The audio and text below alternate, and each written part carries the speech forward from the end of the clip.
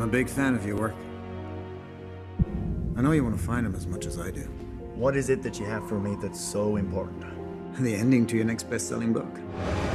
Why is he even here? Maybe he can help us find the killer. I mean, whoever did this is long gone by now. What if he's not? You're not going back out there. Are you sure you've done this before? Can't say that I was impressed. But on this trip, you listened to me, because I'm in charge. You really didn't think we'd come out here alone, did you? You must be Max. You sure you know what you're getting yourself involved with? Are you? I thought this was supposed to be a military base. You've seen what's back there.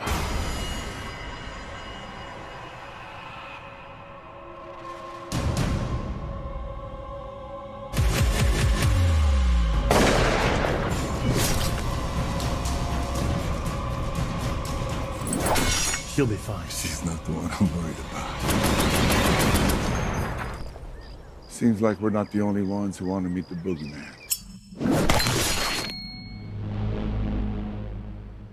I knew I should have brought more guns.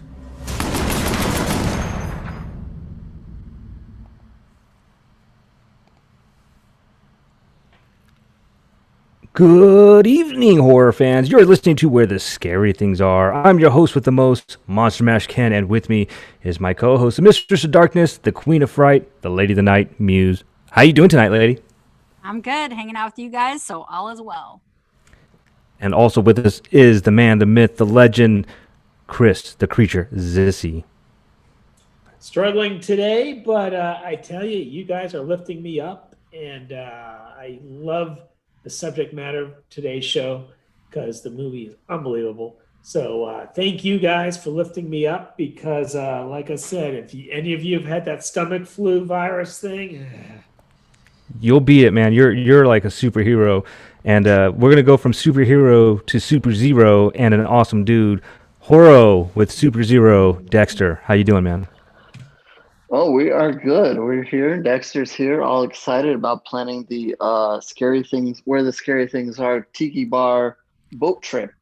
So we've spent a lot of time on that. So hopefully that'll happen sometime in the future. Well, I hope it does work out. After this last year, we all need to get out and have some beers together. Anyway, we're talking about a really cool movie tonight. It's called Redwood Massacre.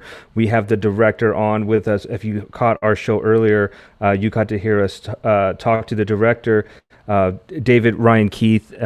Really cool dude. He did great on the Deathly 13, and you'll hear that in the second part of the show. We'll go through our normal get-ups. Just a real quick shout out to our friends out in the YouTube world and the Facebook followers. Thank you so much for tuning in. Ask your questions. Follow us on YouTube. Follow us on Twitter, and follow us on Facebook and now Instagram. I'm trying to get that Instagram thing going. I'm so old. Chris and I are injured tonight. We're on the IR, but we're going to take one for the team, and we're going to get the show done.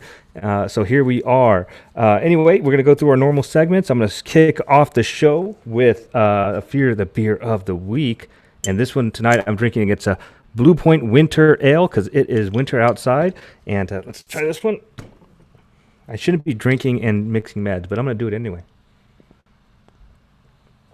Oh, wow. That's good. It's very robust. It's like a hearty beer.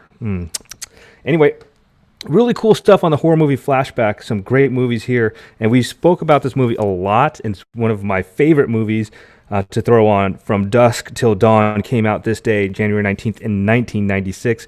Quentin Tarantino, George Clooney, the amazing Salma Hayek, Harvey Keitel, Juliette Lewis. The list goes on and on, man. I love it. This movie is so great. It's like two different movies in one. Awesome movie. Also released on this date in 1990, Tremors. Now, I didn't watch. I think I watched part 2, but the first one was the best. And then it just kind of started getting crazy. But I love Tremors. I dated this girl for a long time, and her mom would always watch Tremors. It's like the only thing she watched. She kept putting it on.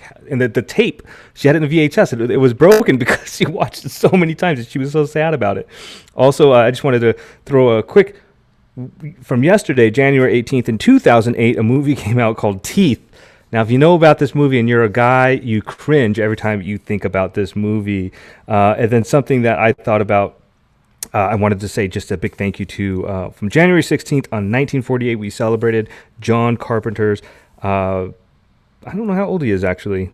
I can't do the math in my head, but John Carpenter's birthday was on January 16th. We know him obviously from one of the best horror franchises ever in Halloween and other movies as well. One of my favorite movies, Big Trouble in Little China. Anyway, so those are the horror movie flashbacks and the Fear of the Beer of the Week with the Blue Point Winter Ale. I highly recommend it. So before we get into the movie, before we get into the Sinister Six, Muse, I got to ask you. I was going to ask you about the movie, the Redwood Massacre. You and I love like action movies, and as I'm sure the guys do too. But how did you like it when these two guys were like? I was hoping that they were going to butt heads, right? The big guy, the guy with all the guns, and then the guy with the mask.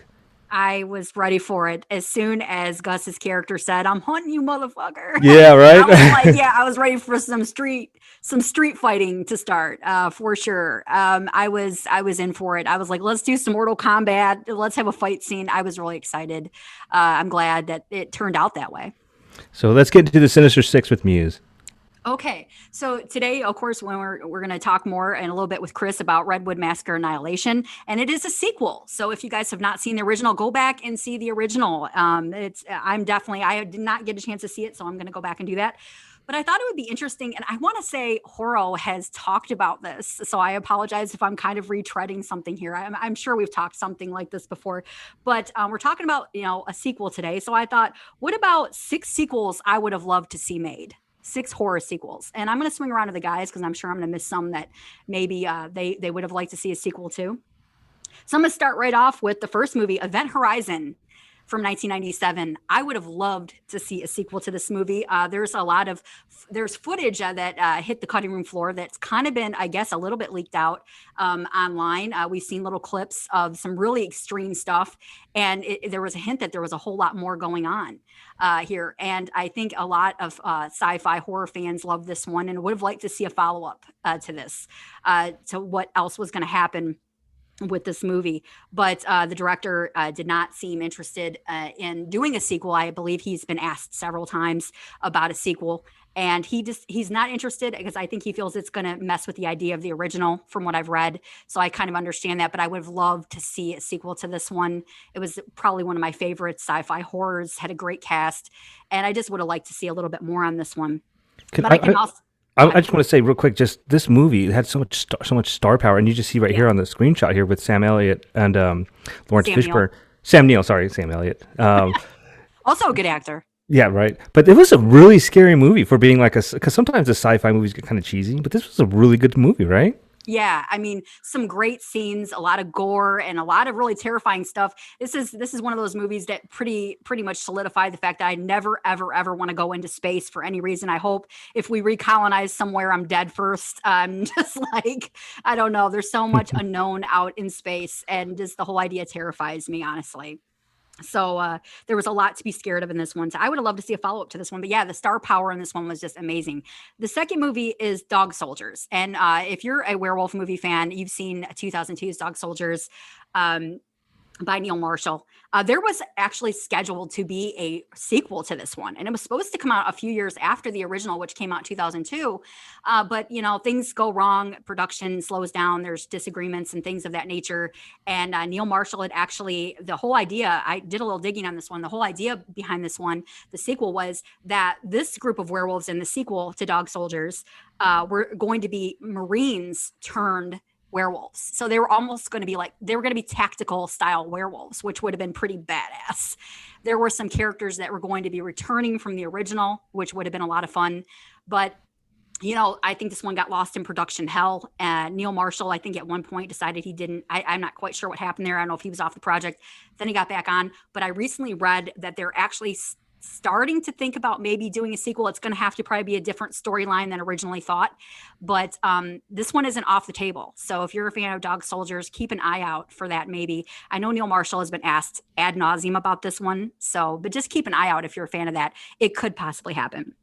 The third one, The Thing. Okay, I know we've had reboots. And y'all know how we feel about reboots here. We're not huge fans, but the reboot of John Carpenter's The Thing was actually pretty damn good, and probably in my opinion the best remake ever made. I would say of a classic.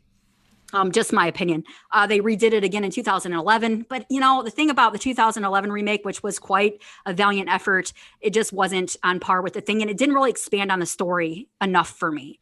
But they've uncovered a lot of information about The Thing. There's books that have been written. There's comics. And I believe, I want to say, and don't quote me on this, but I was reading that John Carpenter was in talks with Blumhouse to do another reboot of The Thing. And I think HorrO has talked about this in his horror news. And it's going to be kind of a reboot, but it's going to just kind of, it's going to add in some things that weren't originally in the 1982 version. So we're going to get kind of the mythology expanded. So I thought that was really cool, but I still wanted a sequel. So here's the thing. I did a little digging on this one too. And apparently John Carpenter had written up, now I don't know if this is a rumor, so I don't want anybody's lawyers coming after me, but just from what I read, there was a man that was talking, I want to say it was on Reddit. And I know that there's a lot of things that go on Reddit that you can't really hold a lot of credit to, but apparently there was a man on there talking about there was a website where he had read that John Carpenter had written up a direct sequel to The Thing, which would have been a few years after the original. And Kurt Russell was going to be coming back as MacReady. And it was going to be kind of like taking an Aliens type of storyline, and it was going to be MacReady was going to be taken by these scientists and put under observation. He was still alive. Childs, of course, we know the end of The Thing has Childs and MacReady trying to figure out who's who. MacReady appears to be dying at the end of this movie, so that's interesting. But apparently in what Carpenter had written up, from what I read, and I don't know how true this is, he had survived. He was under observation. The scientists must deem him as not being infected because he starts to help the scientists track down the parasite because it's still loose.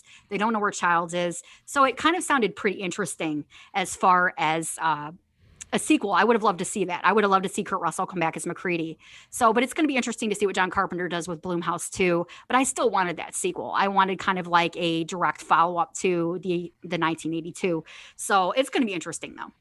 So kind of a little bit of backstory there. But the fourth movie is Bubba Hotep. And this is done by Don Coscarelli. And if you're a huge fan of Bruce Campbell like we are, this one was a lot of fun. And apparently, if you remember, at the end of Bubba Hotep, there was kind of like a little mock trailer with Bubba Hotep saying, Curse of the Nosferatu, Bubba Nosferatu, and Curse of the She-Vampires. Now, this was kind of like a mock trailer, like this was going to be a movie, but I guess it was just apparently done in kind of a lighthearted nature by Coscarelli.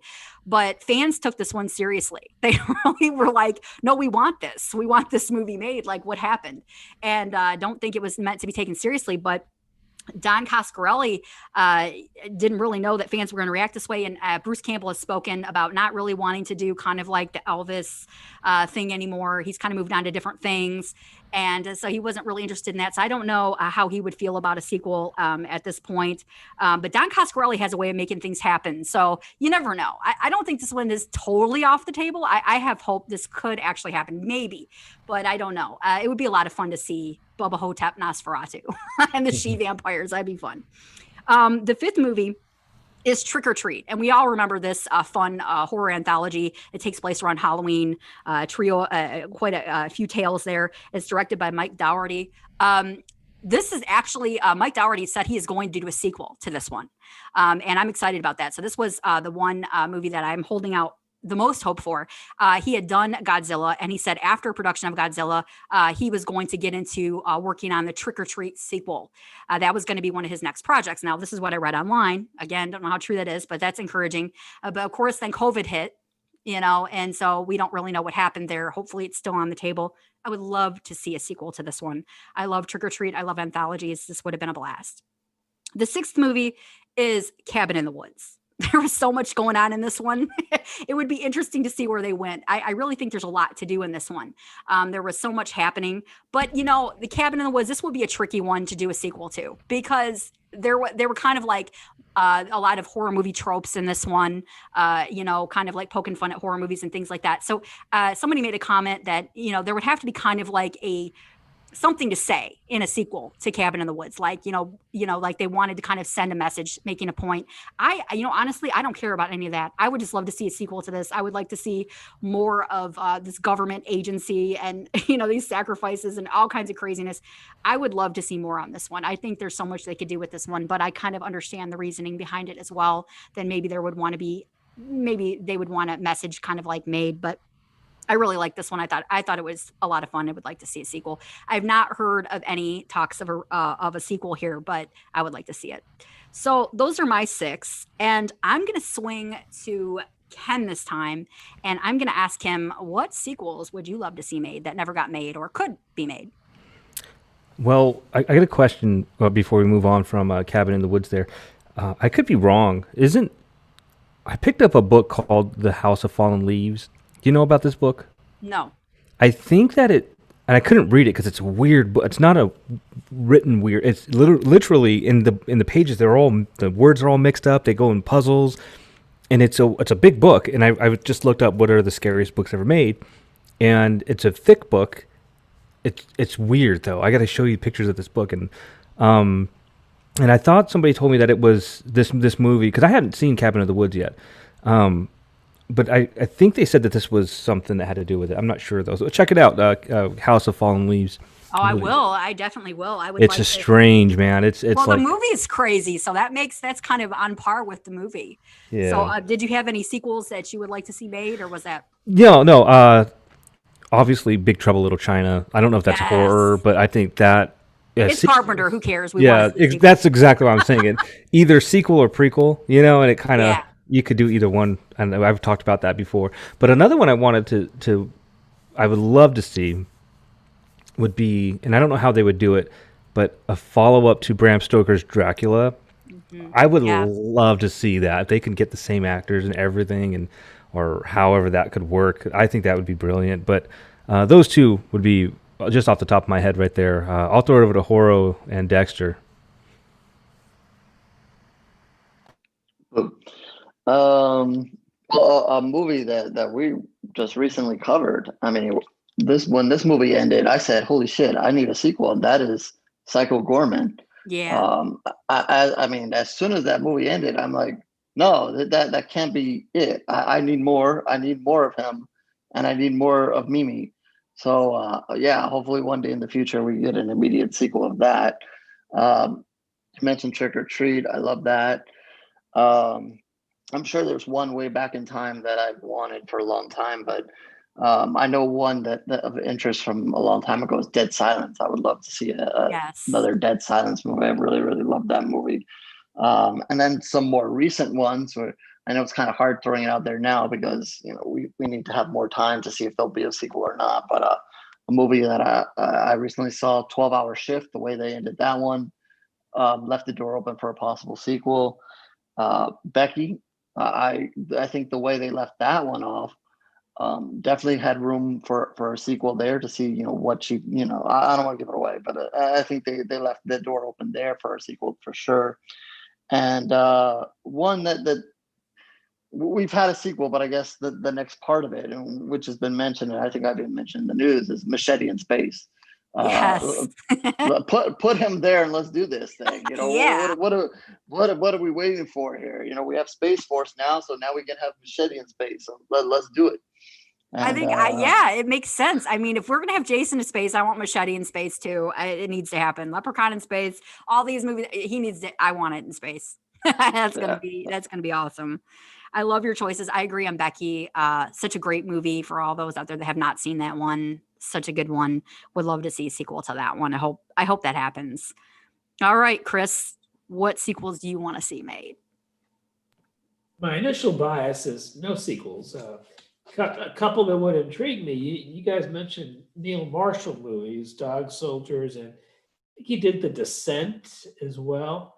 And about that same time, he did one of my favorite movies, one of the first movies I ever reviewed on my blog back in 2013, Doomsday. I think that would be a fascinating sequel because as it ended, it could have been interpreted as Major Eden Sinclair, played by Ronan Mitra, was going to become the Queen of Scotland, basically. She had mowed down her foes, and it looked like she had a choice. Does she go back to England or does she stay in Scotland? And I think the implication was she was going to stay in Scotland, her original home.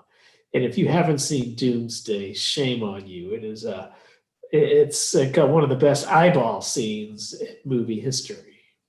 And so that's the only one that comes to mind. Well, I eyeball scene, I'm in. I love eyeball scenes. It's an awesome part of any movie. So I'm all in. I hang my head in shame. I've not seen it, but I love Rona Mitra. She's so beautiful. So that is just incentive enough. And Neil Marshall is behind it. So I love him. So definitely great choices, guys, all around. That's my Sinister Six. I'm going to pass it back to Ken. Great job. We're going to get right into the Promote Horror 666 rundown with HorrO and Dexter. All right. I'm just going to throw it out there real quick before I start this, since we were talking Neil Marshall, and I probably was going to mention this next week, and I'll mention it next week again. He has a new movie coming out called The Reckoning, and I really can't say too much more about that but until next week. But just because you guys mentioned it, I just throw that out there. But I'll have more on that next week, most likely. So this week, starting with the remake. Okay, next week, I promise. Next week, I'm going to find a remake and dive into this. But like last week, I'm going to kind of cover a movie here, just because I saw it here, and you'll hear more about it here in the news that's coming up here. And it's a movie that I'm surprised. Well, I can see why it hasn't been done yet, but it could definitely be a runner-up for a remake sometime in the future. Just over 20 years old now, making me feel old as usual here. So, when I say this, I said, why not remake it? Because it's just so simple, and we'll get into that more. The movie I'm talking about is Urban Legend, 1998. Obviously, this spurned two other sequels. Speaking of sequels, we had Final Cut and Bloody Mary. And Urban Legend here, you had a cast of characters here. I was looking back at the cast when I was looking at this, and I was one of those times where you look back and say, oh, where are they now? I mean, you have Jared Leto, Rebecca Gayheart, Chris's favorite, Tara Reid, Danielle Harris, who was in the movie we're talking about today. Even Robert Englund is in the movie. I didn't even remember that until I started looking back at this movie, and I'm like, oh, well, there he is, Freddy himself. So yeah, you have a lot of famous faces in this movie, and that's the starting point. And for those who aren't familiar, you have a pretty simple setup here. You got a bunch of college students. They're taking some classes here. One of the classes, I guess, is covering folklore or urban legends to say. And, they start kind of discussing, going over it. And of course, being this is college, some of them are a little immature, start messing around. Oh, the urban legend, this and that, and it's going to get you and so forth. And before you know it, it does get them. They go by a story of a professor that's apparently murdered some of his students. And that's kind of the pickup here as they talk about some other urban legends and so forth. One of my favorite scenes in this movie is obviously they talk about driving in the car and checking your back seat and not flashing people with the headlights there. And a really, really well done scene here where the girl's driving, and then all of a sudden, boom, you just they do it so perfectly. The light kind of goes on. You see the killer back there. He's got an axe, and yeah, we know how this ends. Really well done scene there. I wish more people would take advantage of that kind of scenery there. We see a lot of movies where people are driving in the road, and they usually have to stop and get out, but this one actually takes place inside the car. Pretty freaky scene there. Just one of the several scenes that stand out in this movie. So as far a remake here, again, very simple concept here. You can pick your urban legend, pick any of them out there, create your own. There have been plenty of movies where people have kind of said, hey, this has been an urban legend, blah, blah, blah. I think one that I reviewed recently called Black Pumpkin kind of plays on its own urban legend in this movie. So pick your own or pick one that's well known. Do the usual, throw a cast of young people there, college students, whatever, blah, blah, depending on the theme you're going for, and kill them off nicely. So why not kind of generate this kind of thing again. And it kind of goes to, we mentioned Trick or Treat. You almost have, urban legends, not an anthology, but if you think about it, you can pick several of them and discuss it through the movie. You can almost do an urban legend anthology if you want. You have different ways. I think that this is an open book here, so you can remake it, or kind of do one of those things we've also discussed where you base it off it, but maybe give it its own title and so forth. But we're over the 20-year mark now, and we see other movies like this. We see Scream being done again, whether you want to call that a remake or another sequel or whatever. Kind of same setup here. We talked about last week. I Know What You Did Last Summer, the series coming out. These are all the same movies basically, little differences. So why not?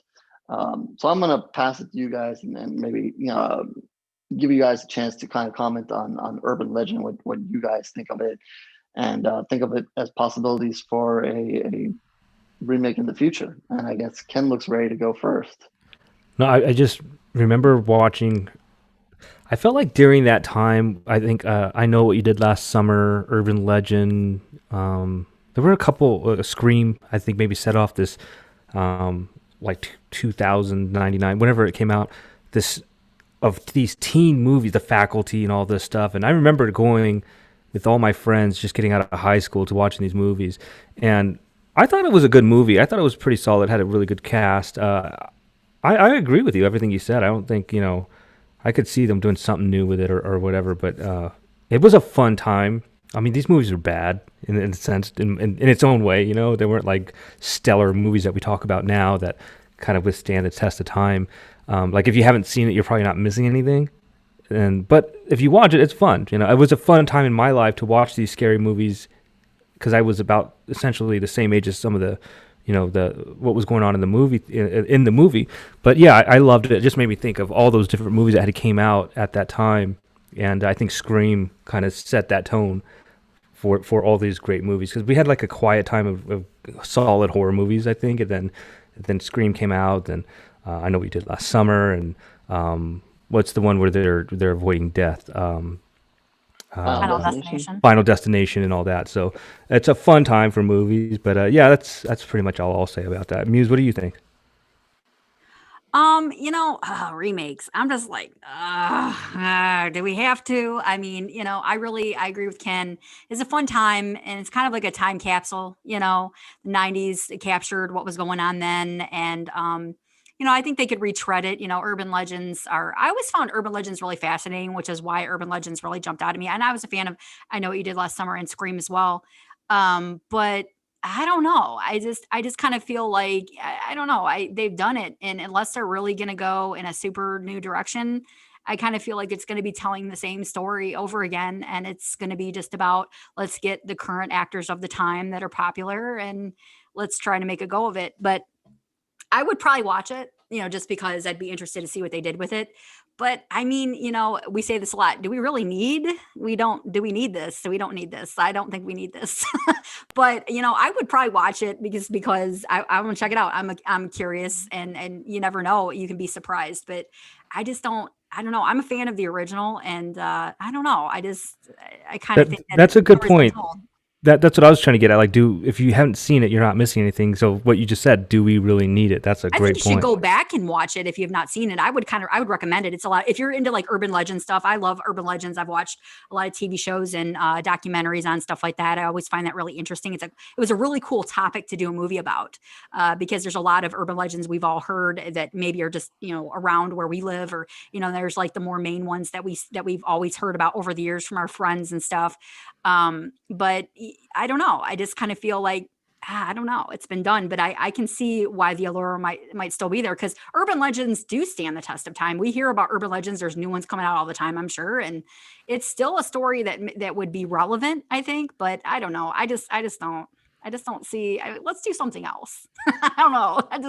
I don't know. I dug the original, and I know they made some sequels as well. So I don't know. I feel like, unless you're going to add maybe some new urban legends, maybe some really outrageous ones that nobody's ever heard of. That might make it pretty interesting. I want to see a lot of people dying and a lot of blood in this. If it's not going to be R-rated, don't even make it. Don't even do it. So, I mean, unless it's going to be like over the top, I do not want this PG-13 deal. I don't. If it's going to be PG-13, absolutely. I'm like, boo, no. So that's my take on it. So I guess I'll pass it to Chris and see what he has to say. My bias is for no remakes. And I think one of the reasons when you go back to the movies we've been talking about over the last 10 minutes, 5-10 minutes, you had great actors and actresses who lent themselves to it. You mentioned Tara Reid. There was Jennifer Love Hewitt. There was the babes on the Buffy the Vampire Slayer. I think if you were going to cast that today, there's an arrogance with a lot of the young actors and actresses today that I think would prevent them from doing the same type of job that the Jennifer Love Hewitt's or the Sarah Michelle Gellar's or who Tara Reid's would have done. I might be a little bit biased, but I'm just trying to figure out who those actors and actresses would be for the new one, and I just don't see anybody who I'd want to see in those movies. So that's the first thing that comes to my mind. Well, that's always an interesting point, and I know that when we did our year-end thing, we mentioned a bunch of actresses, but would they want to take that kind of role? That's up for debate. I can kind of see them as it, but with the movies that we discussed last year, would they be taking a step back doing that? Maybe they would, because some of them I think took a step forward with them doing the original movies that they did. So yeah, that's always a question. But again, I think the thing here is I don't really remember too many movies that we've seen lately that kind of focused on urban legend or something like that. So again, maybe we don't need a remake, but maybe a focus on urban legend. I guess one of the things that have been kind of close to urban legend more recently is the Slender Man. I think maybe that might be kind of still in focus, or at least with a certain younger crowd. There's a whole phenomenon of the Slender Man, and I guess that has its own urban legend in itself. I really don't get the Slender Man. I saw one movie, and seen a couple of things online. I don't get it, but I guess it has its audience. But yeah, I guess urban legend. Why not? Whether and again, it doesn't have to be a remake. But like I said, that's coming up here in the news. Get to the news now, and I'll mention that in a second. But let's start off with, again, I talked about it last week. Shudder's kind of gone out and released some of the titles. I'm not going to go over the titles that I mentioned last week, but they definitely have a good slate of films coming up for the end of here, January, going into February. And one thing just to add, I know I didn't get it last week, I guess, is that Joe Bob is going to celebrate Valentine's with us all. Because who else do you want to celebrate Valentine's with? On February 12th, he's going to have Joe Bob Put the Spell on You. So, I think he saved Christmas, and now he's going to put a spell on us for Valentine's. So I know a lot of people are going to be excited about that. We have more Godzilla and Kong news. They moved up the date to March 26th. So I guess they just want to get that over with. Good or bad, here it comes. It'll be March 26th now. We'll see. And I guess that is going to actually still happen both in theaters and on HBO Max. So I guess this HBO Max thing is going to be pretty cool. We are going to get to see some movies that were that should have been in theaters, but we're going to get to see them pretty much right away. So that's pretty cool. And to go along with that, Funko Pop is also releasing a Godzilla and a Kong, which if you haven't seen them yet, they look pretty cool. So if you're into collecting those like Ken is, you can grab a hold of those guys. I know he doesn't want them, but maybe some other people here. A movie that I don't know if everybody caught, kind of sneaked in there a couple of months ago, was Freaky. That'll be officially on VOD on the 26th. and will be coming to DVD Blu-ray on February 9th. So if you kind of missed it when it was out about a month or so ago, you're going to have another chance to catch that. For our UK listeners, we got some UK news here. A film that I've mentioned a couple of times. I really hope it comes here eventually. I don't know if it will, but I'm going to track it to see if it does. That's The Columnist, the movie I keep mentioning about a writer who kind of pisses people off on Twitter and then goes and kills them all. This is going to be coming to the UK, limited theaters and on VOD March 12th. So for our UK listeners out there, definitely catch that one, especially if you're on Twitter. Definitely a good movie here. And then more UK news, and swinging back to the reason why I did the whole remake thing a minute ago, 88 Films will be bringing Urban Legend Trilogy on Blu-ray March 29th to the UK. I guess they did another big series last year. I forgot. It's on the tip of my head right now, but I guess they were bringing this back, all three Urban Legend movies, and a nice set for you. So if you're a fan of that, or maybe if you haven't seen it, here's your chance to kind of revisit that. And that's kind of sparked my idea for Urban Legend there a few minutes ago. Because we like shark news, the trailer for Death Shark, this is a Chinese movie, just released, and I guess it's going to get released this week in China. Just dropped, and we like our shark movies, so hopefully that will end up over here. No word if it will, but we love our shark movies and our shark news, so I had to throw that in there.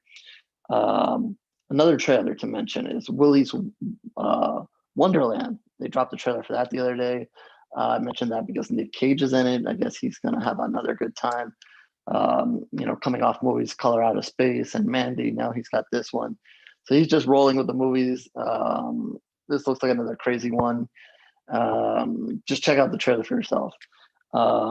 Let's see. Oh, before I forget, going back to the Shudder news, the movie we covered last week opened 24 hours. If you guys haven't been able to see that and you have Shudder, that'll be coming on Shudder February 22nd. So just make sure we covered that. That's the movie we did last week. So if you haven't been able to find that on any other outlet and you like Shudder, you use Shudder, hang on because it's coming your way. And let's see. And because I like throwing in remake news, always talking about remake news. I don't even know if this movie is a specific remake or just another segment of it. Is the Mortal Kombat universe? I guess we're waiting on a trailer. Trailer should be dropping soon. I mentioned HBO Max. This is going to be another one that we're going to be able to find on HBO Max. And I believe the release date is going to be April 16th. It is going to be to Chris's Par rated R. They've released some images already, and the storyline is out there if you want to catch that out. I don't want to just read through all that. But some of our characters are back: Sub-Zero, Sonya Blade, Jax, and a couple other familiar names here. So again, I'm not sure if it's remake or kind of just like its own storyline, but yeah, Mortal Kombat doesn't go away. He comes back, whether it's the video game or the movie or whatever. Finish him. It never finishes. Nobody will finish Mortal Kombat. It just keeps coming back. I don't know. And with that, I'll wrap this up with my recommendations. One I've mentioned in the awards show, and I've probably mentioned a couple of times here, is The Queen of Black Magic. That will be on Shudder starting next week. Definitely catch that one. The ending is awesome. Great ending to that film. It's an Indonesian film, and it is, in a way, a remake. And I believe Shudder will, at a later time in February, be showing the original Queen of Black Magic. So you can watch the remake now and go back to the original. I've never seen the original, but again, it's an Indonesian film, so you'll have to see. And of course, don't forget, Psycho Gorman comes out this week. Just got to catch that movie. I mean, we've gone through it. Will be probably one of the best movies of 2021. So don't forget about that one. And another reminder is Wrong Turn will be out next week. I'm not sure what the availability of that, if that's just going to be limited theaters or we're going to be able to catch that on demand or so forth. But looking forward to Wrong Turn. Yeah, good stuff. I actually am excited for Mortal Kombat. I'm a big Mortal Kombat fan myself, and it looks like, I mean, obviously it came out the two movies before. I was excited to see the movie when it came out. way back when. But this one looks pretty cool. I saw pictures of it online. Anyway, we're going to get into our feature of the week with Chris the Creature. Take it away, my friend. Well, thank you. Everybody's homework assignment is to see Redwood Massacre, the original one, which I think came out about 7 years ago. And it's a goodie. And the question you might be asking is, do you need to see the first one before you see the second one? And we'll talk about that. The answer is no. But you're going to want to see the first one after you see the second one. We're going to talk to David Ryan Keith in just a couple of minutes. And but Redwood Massacre, the first one, was a brutal, ominous, without humor movie where you had this big hulking psycho with a classic mask. You love his burlap sack mask. And he has all sorts of rusty blades, machetes, saws. And his big thing is he catches nubile babes or hunks who are camping nearby, and then they find this country manor, I guess, and investigate. They should investigate. And they make a bunch of bad decisions, and they end up getting killed really, really, really bad. And it's the type of deaths where you see it and you're just praying for the victim to die fast. You're not hoping for a rescue, because if they were rescued, the rest of their life would be torment. So it's bloody. It's and I like my movies, especially my slasher movies, that way. Now, 7 years later, you could call this a sequel. And the question is, what's the difference between the one 7 years ago and the one now? Some of the similarities: no humor, ominous, bloody. There's some death scenes where you're saying, "Oh, please just die right away." And unfortunately, there's a wonderfully beautiful woman in this movie named Tevi Poe who plays Jen. She's way down in the credits, so she's just gonna be taken apart, and it's and you almost want it to happen right away.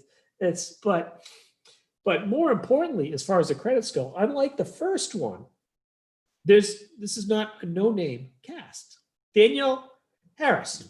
I was about to say Danielle Steele. Danielle Harris is in it. Yes, Danielle Harris is in it.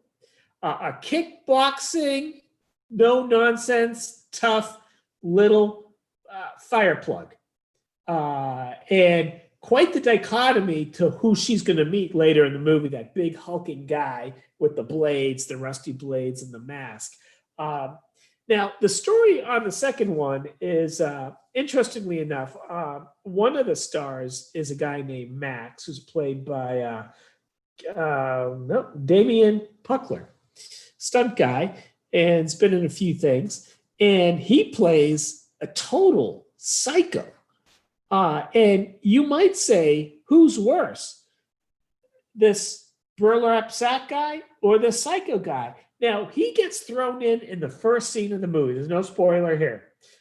In fact, he is taking apart the lone survivor of the original Redwood Massacre. I think one of the Friday the 13th sequels did that. It opened and the survivor from the other one got an ice pick in the ear or something.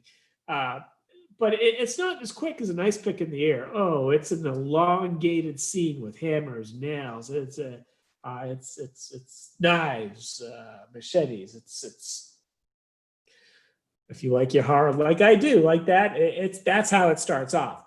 Second scene is he's cleaned himself off. He showered himself off. He puts on a nice shirt, and he goes to hear Tom Dempsey, played by John Campling, he's doing a book tour. He wrote a book about the original Redwood Massacre. He's advocating it's still out there. We got to find it. The authorities seem to be not interested in it. The police aren't interested. Nobody's interested in it. But he's interested in it because I think his daughter Sarah is one of the victims. No word on Sarah, and people are still going missing in that area of the woods. And so Tom's obsessed. He is sad. He wants closure. He wants to know what happened to Sarah. Max comes to him, and of course, Tom doesn't know he's a psycho, and says, hey, I found his mask. I found his machete. I can show you where I found it. Let's go. Let's find him. Now, Max wants to find him because he worships this guy. He's like the burlap guy is a god to him. And I remember thinking, oh, I know how this is going to end. And he's just envious of the guy. He tries to emulate him. And you'll see scenes of him emulating him. Very difficult scenes. I won't even tell you about the corpse. But I think David's going to talk about the corpse in just a little bit. And so John agrees. But John wants to get his daughter, Laura, played by Danielle Harris, to go with them. That's not an easy sell. Laura is like, she's done with it. She's angry. She doesn't want this thing obsessing her life. But finally, Tom convinces her daughter to go with him. And so you got Max, Tom, and Laura going out into the woods. And they think they know where the guy is. Laura, Max does. A couple more people on the team. Big hulking guy, Gus. And you can see what's coming there right away. And the very effervescent and nubile Jen is also in it. And we take one look. You know, Gus is a big hulking guy. Max is a psycho killer. Laura is a kickboxing specialist. And Tom has all the info. Jen, she works out at the gym every now and then. And you listen to this and think, oh, this is heartbreaking. She is just going to end up in several pieces, which is the MO of this guy. And sadly, very, very difficult to watch, but this is a horror movie.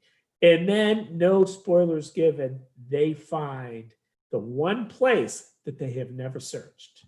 Now, interestingly enough, we're going to talk to David about the setting for that. I don't want to give any spoilers, but well, it's an underground bunker, a military bunker by the RAF, Royal Air Force.